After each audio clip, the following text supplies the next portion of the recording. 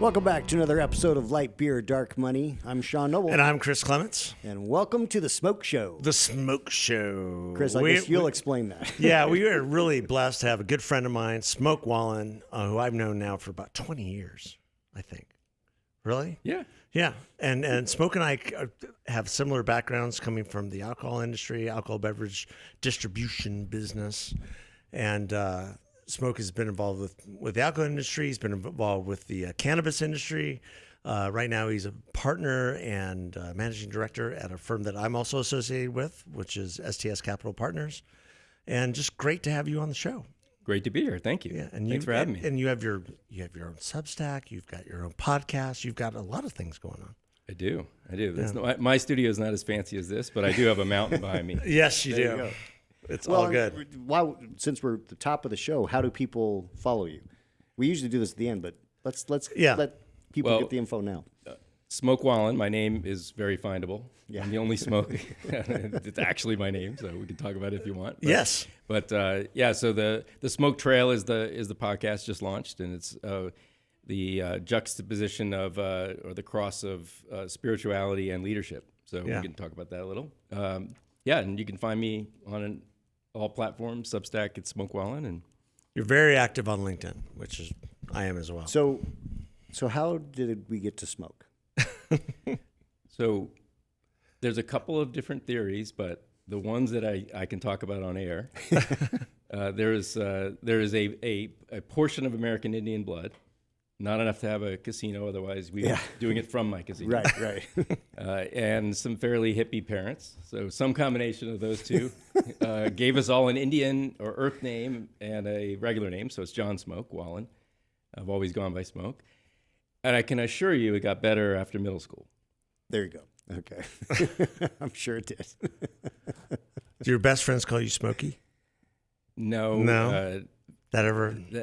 That was like some grandparents and, and siblings who were teasing me kind of thing, but none of it bothers me anymore. Yeah.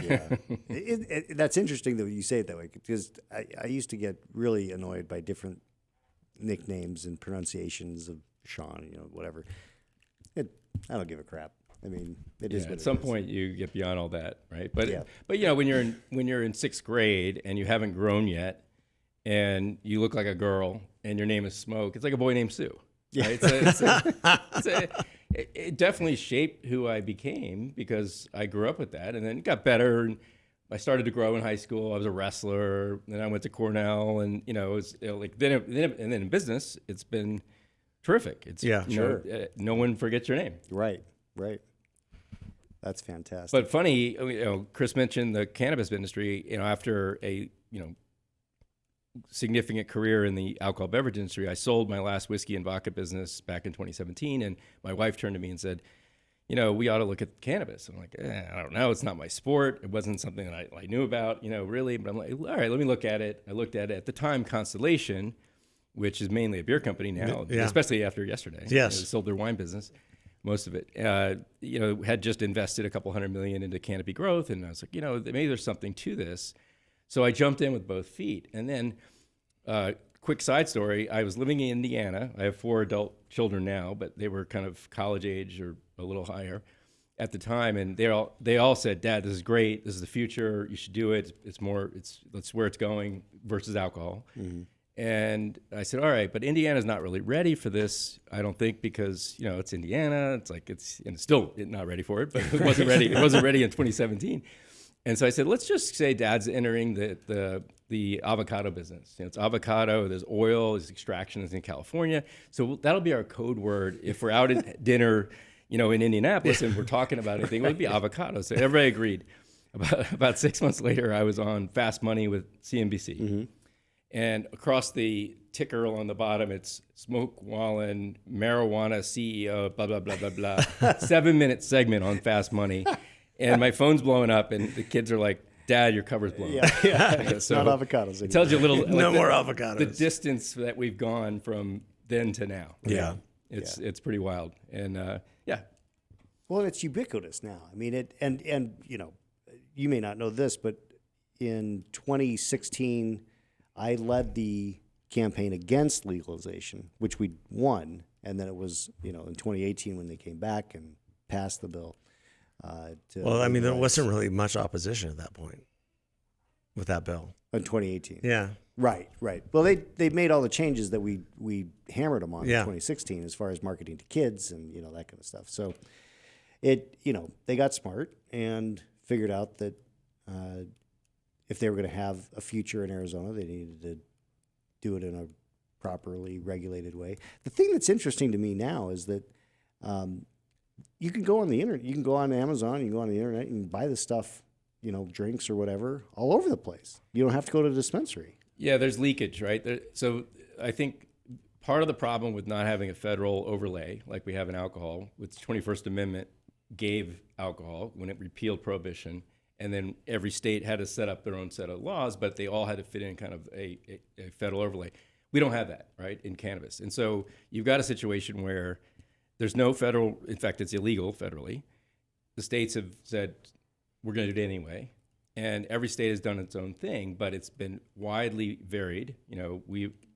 Arizona's been fairly effective, but places like California, where it's a much bigger market, but almost everybody who entered the business when I did went out of business. I mean, everyone's lost a lot of money.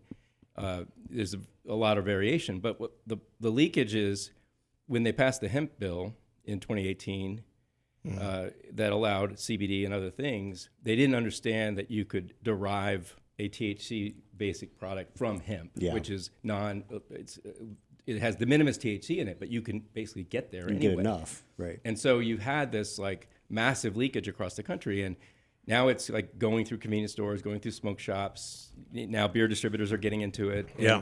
And so it's if I know all the mainstream like MSO big cannabis guys are fairly upset, but a lot of them are like, well, I don't know what else we can do but enter. So like GTI and other big guys have bought hemp-based,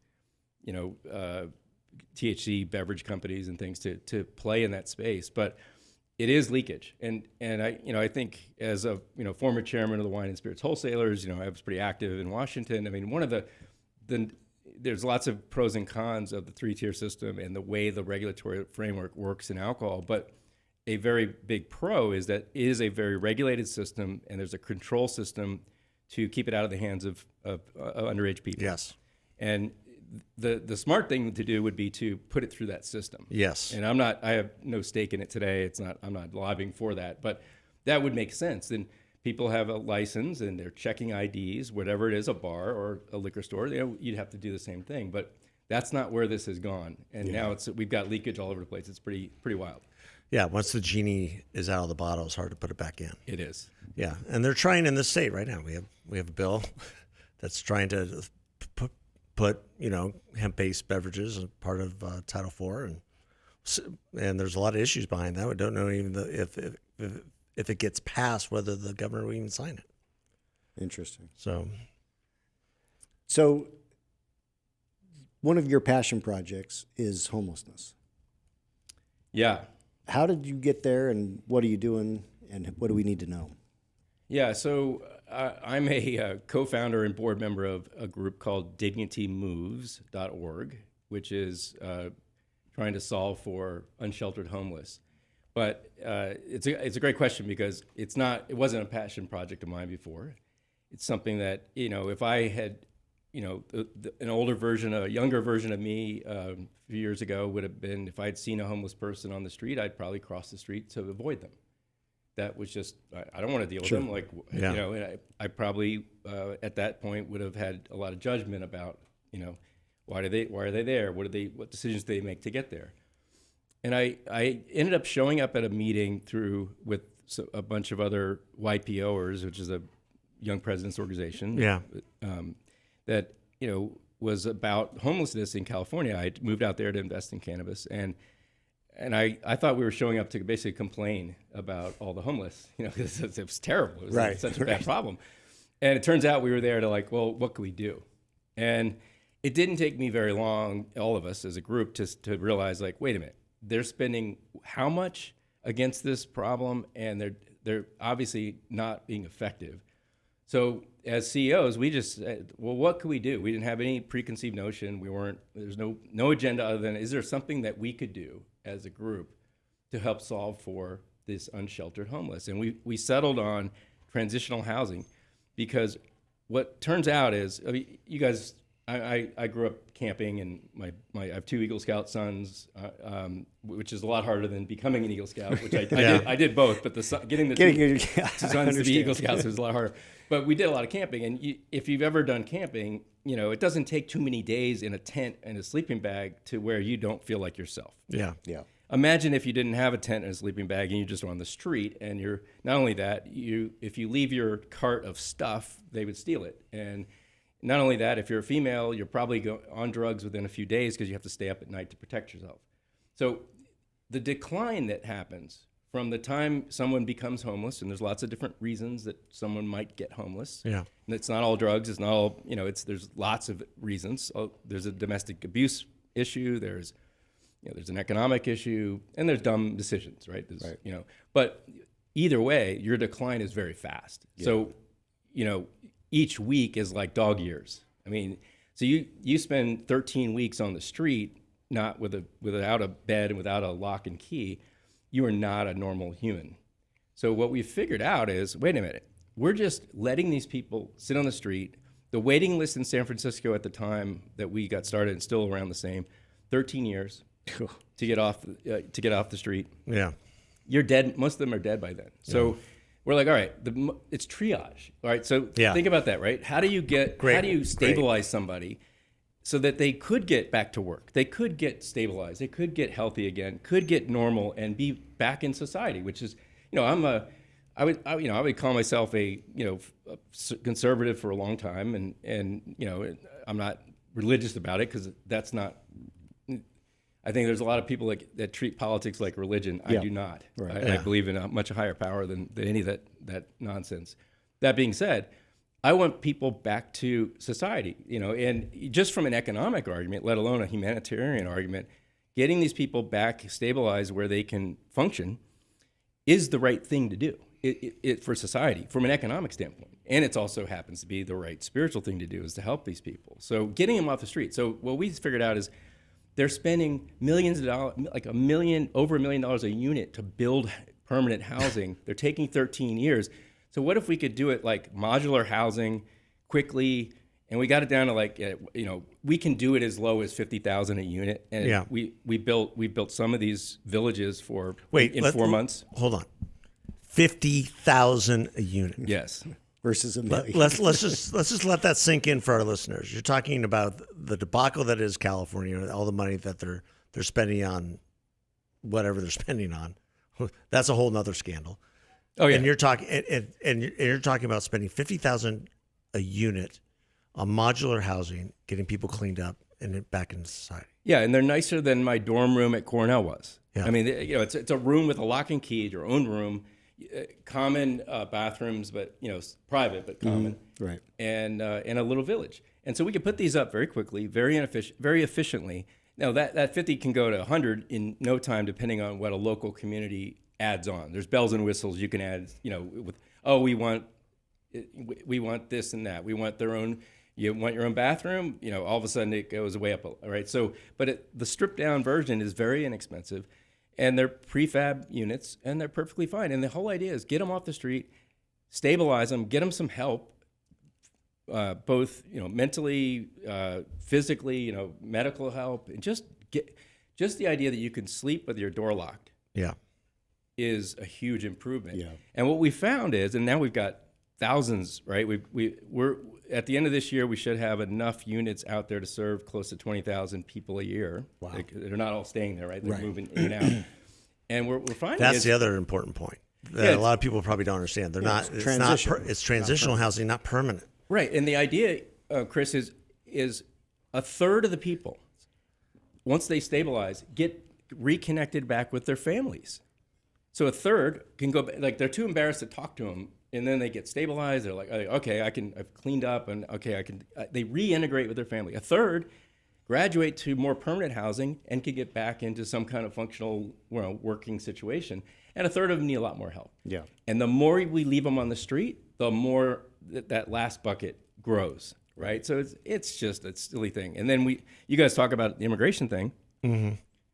the idea that we're letting millions of people from outside the country into the country, and we're not taking care of the 600, 700, 800,000 homeless in America that are citizens here is, that's a crime against humanity in and of itself. Well, and Yeah. at the same time, we're perpetuating the issue, and that is how many of those illegals become homeless, become part of that. I actually think it's a small number.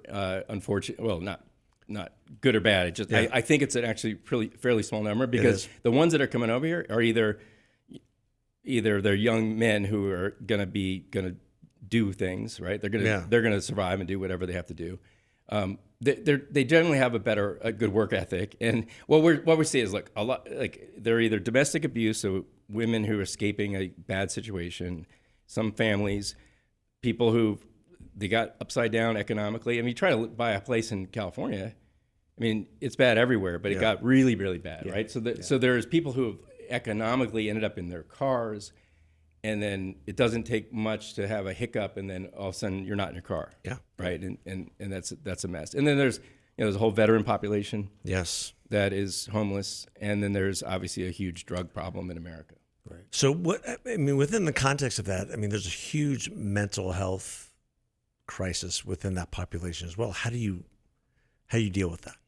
Well, there's a huge mental health crisis in America. Yes. Yeah. Overall, but especially within the homeless population. And that's exacerbated by drugs and everything that you've talked about. This was before our time, but you guys were talking about Reagan years. And during the 80s, they dismantled the mental health apparatus. I don't know all the history of it. I do know that, One Flew Over the Cuckoo's Nest and a couple, that movie and maybe one or two others, depicted that world as totally messed up, and they blew them up. Well, the mentally ill didn't go away because we got rid of the mental health hospitals. Yeah. So a lot of them ended up on the street. We have a systemic problem that needs to be addressed. We're not addressing that. Dignity Moves is simply triage. Yeah. We are just getting people off the street. And I think there's a real opportunity, with what's happening with the new administration, with the changes in Washington, with Doge, and they're making a lot of changes. And what we ran up against, and we've been very careful in terms of, our objective is to help people, not to criticize but there is a homeless industrial complex. It's huge. There's a lot of money. We don't spend our energy, criticizing it. We've in certain ways we've made them look really badly because we're just more efficient and effective, but we don't really get out there and talk about it. But what's happened is there are vouchers that are part of HUD. And these vouchers are not eligible for transitional housing like we're building. They could be, but HUD has not deemed them to be usable for that. So you have to build these long-term permanent things that they're spending, $500,000, $1 million a unit. They're taking forever to build. And we have a triage problem. So there's a real opportunity for the new administration to, while they're making changes, which they are doing, and good, I'm happy for it. We should blow a lot of stuff up, but make these vouchers usable for any kind of housing to get people into a safer place off the street.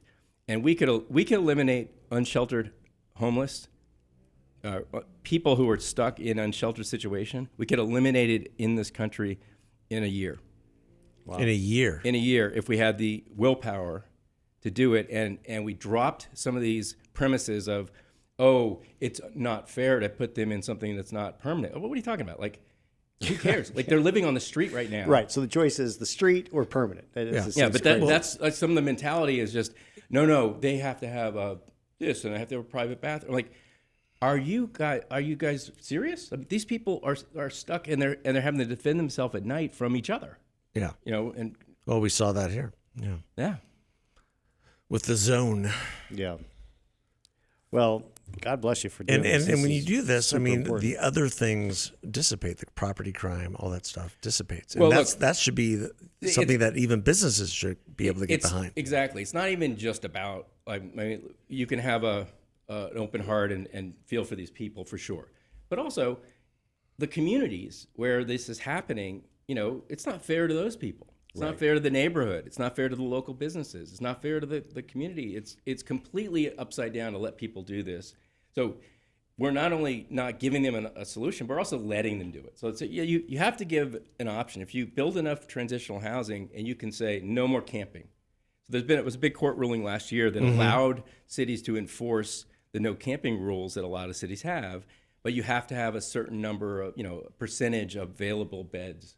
And so we can actually solve for that pretty quickly as a society. And look, I think at the end of the day, personal responsibility is where everyone, none of us get out of here alive. We're all on our own journey, whether you realize it's spiritual or not, it is. And we all make choices along the way. And so all these people, everyone is held accountable to their own choices. So that includes you, me, all of us. We're all held accountable for every single choice we make. And that's the way the world works. So everyone has their own accountability. Like they've got to live with what choices they made. But we as a society, we're not blameless. Right. You can't sit here. I live in Sedona and in a beautiful place. I drive a beautiful car. I hang out with cool people and do really cool things around the world. I unapologetically. But I'm not going to do that and walk by fellow humans who are sitting on the street, and none of us should. Right. Yeah. So you've had a lot of success in California with rolling out Dignity Moves. Where are you with bringing this to Arizona? Yeah. So look, I think our listeners would love to know more about it. Well, what we purposely did was we said, we're not trying to build some kind of like proprietary thing that like Dignity Moves is the answer. Yeah. What we try to do is create the best practice playbook that we make. It's open source. We're like, we'll help anybody. Like Elizabeth Funk, who's our CEO, she's awesome. She's a tremendous woman. Yeah, she's a CEO, was a leader in tech companies, Microsoft, Yahoo, back in the day. We need to have her on. Yeah, she's I just talked to her. She knows we're doing this, so she would love to come. She's great, but she lives in San Francisco. She's in the heart of this thing, and she's out there. Instead of being a tech executive, she's running Dignity Moves. So she's got, my hat's off to her. She's amazing. But we're out there dealing with this issue, and you're in the heart of the liberal establishment there. And what we said was, look, we want to figure out what works. And we've tried different things along the way, but we've got something that really works. So Mayor Lori, who's the new mayor of San Francisco, who by Arizona standards would be fairly left, but he's a very moderate Democrat who Levi Strauss family. Yes. And I met with him right before the election. He's been working on the homeless issue with us. We were involved together in one project. So Elizabeth was able to sit with the mayor, and basically we wrote the emergency plan to build the first 1,500 units up in San Francisco. But we don't care who does it. We're just trying to contribute. So we have an open playbook. It can be applied in Arizona and Phoenix tomorrow. But you have to have the political will. What we found was some cities move quickly. Some places we haven't even touched. Yeah. LA's been a nightmare because they can't agree on anything. But up the road in Santa Barbara, where there's still a homeless issue everywhere, we did one small village in the parking lot of Morgan Stanley, by the way. They were like, what are you guys doing? We don't want homeless in our, see that person across the street? See that lady over there? You have homeless on your street. So this is going to give them a place. So they said, all right, begrudgingly, they didn't fight us. 6 months later, they got behind it. The city got behind it. The county got behind it. We're going for 0 unsheltered homeless in the whole county of Santa Barbara. It's much more doable than in some of the big cities, but still, it's huge. And so it was about a $15 million effort led by YPOers, raising capital privately. It's being deployed now. We'll have 0 effective homeless, unsheltered in the whole county, at the end of the year. Wow. That's fantastic. So it's a model, right? So that model would work anywhere, but they had the political will to do it. So it's just about if there's people that want to do it here, happy to help and happy to bring the playbook, and here's how it works. But you got to have public-private partnership. You got to have the political will, and it's doable. It costs a lot less than what we're paying for people on the street between medical, the hospitals. The hospitals have been good investors in this because they get the brunt of medical. They have medical coverage. It's called the emergency room. Right. Exactly. Yeah. So in many ways, it's a conservative solution to a much larger problem. I think it's a human solution. I don't want to label it, but Yeah. if you're I a mean- conservative, this is something you ought to be behind. Yeah. If you're a liberal, you ought to rethink like some of the liberal ideas, and this is something you should be behind. It's Yeah. a human solution. Yeah, that's a great way to put it. Yeah. That's a great way to put it. Smoke, we appreciate so much you taking the So time to glad be you here. came. Yeah. We're gonna have to have you back because we didn't cover everything. There's so many things we can cover, but I really appreciate it. Love what you guys are doing, and love to banter a little with you all, and happy to do it again. Anytime. Yeah. Thank you. Great. Thanks for your friendship. Thanks for what you're doing for our communities too. Yeah, Thank great you guys. example. And with that, God bless. Thanks for Thanks listening. everybody. Take care.